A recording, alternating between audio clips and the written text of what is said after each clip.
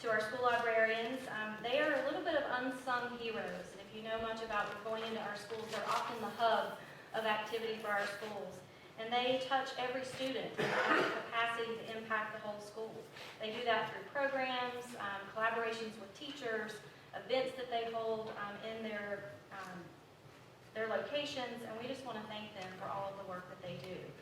Along with just general thanks to each one of them for being here, Ms. Emma Broughton is here to share a little bit about what we've been up to and kind of rethinking our library programs, updating collections, and that type of thing. So Ms. Broughton will share a little bit more with you about that. Thank you. Good evening. As a former high school librarian, this work is near and dear to my heart. We have, as the years have gone on, changed and had a variety of different titles for librarians and different responsibilities, many hats that we wear as librarians. We are instructional leaders, program administrators, collaborative partners, information specialists, event planners, and more. If you spend any time in a library, you know the noise and congestion that can happen in those types of spaces. A primary responsibility for this profession is to foster a learning environment where everyone belongs at your school library. So it's fitting that this is the theme for School Library Month this year. Tonight, several of our school librarians are here, and I'd like to have them stand and recognize them. We have Nairi Pierce from Virginia Cross Elementary School, Beth Paul from Siler City Elementary School, Karen Jeremiah from Pittsboro Elementary School, Danielle Reynolds Brooks from Seaforth High School, Melissa Lucky from Chatham Central High School, and L'Oreal Edmondson from North Chatham Elementary School.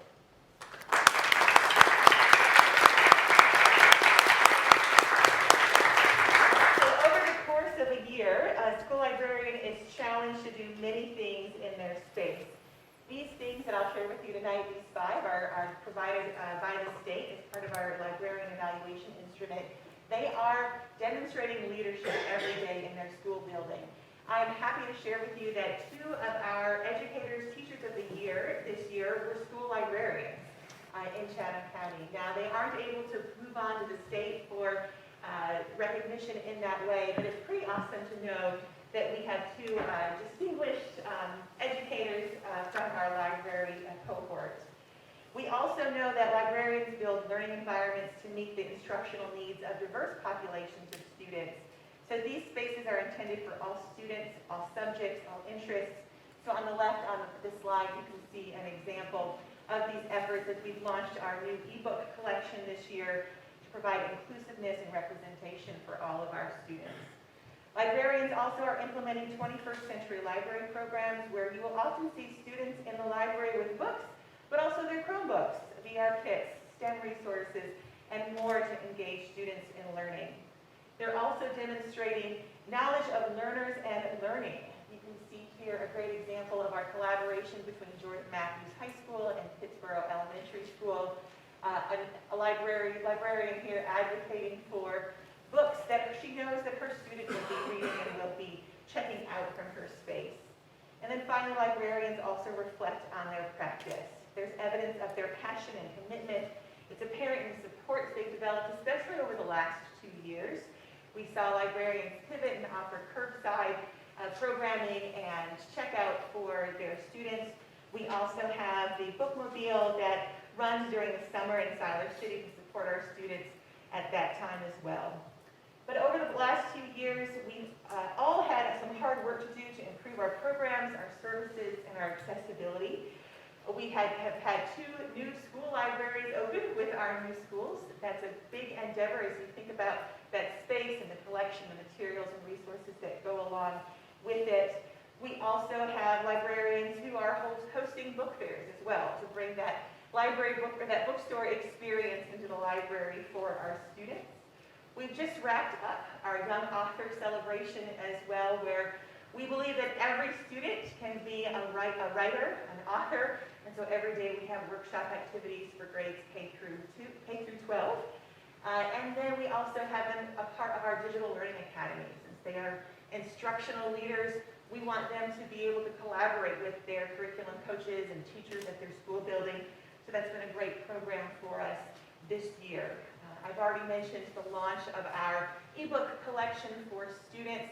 That is an incredible platform where students have access 24/7 to these materials and resources, but it also is collaborative with the Chatham County Public Library System books as well, that they're able to check out from NC Kids too.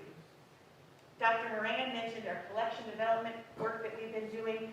Last summer, we conducted a collection analysis with some professors from App State, and they provided us with some really tangible recommendations for how we can improve our collections for students.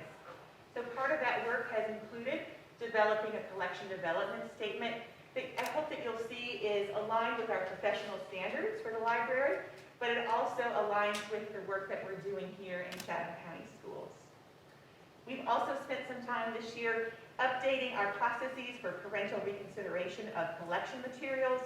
This work is in alignment with our school board policies 3200 and 3210.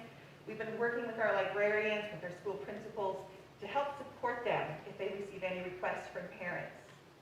But it's also important that we provide some professional development for our librarians. There's been a variety of projects and professional growth opportunities that we will continue to have moving forward, because we know and we believe what the research tells us that just the mere presence of a librarian in a school improves student outcomes. So what can a librarian do that can contribute more to those test scores and to increase them? We have a great list here that's provided from our professional organization. So we'll be working on some of those things as we move forward as well. I'd be remiss to not note that Rose Pate, one of our living legends, is retiring this year. She has been an incredible mentor, incredible advocate for students, for the arts, for libraries, and we will definitely miss her, but we are excited for what next steps will come for Rose. Thank you for the opportunity to share with you tonight. We are excited that it's School Library Month and appreciate all the efforts and supports that our librarians do for our students every day. Yes, sir. You said you grew up in the high school world. So I was a high school librarian at one point, yes. I can add one more name to your list that you had, because my first graders would come up to me and say, Mr. Ham, I want to go to the library. Yes. That's right. Librarians and librarians. That's right. Library. Thank you very much. Thank you. Okay, we'll move to action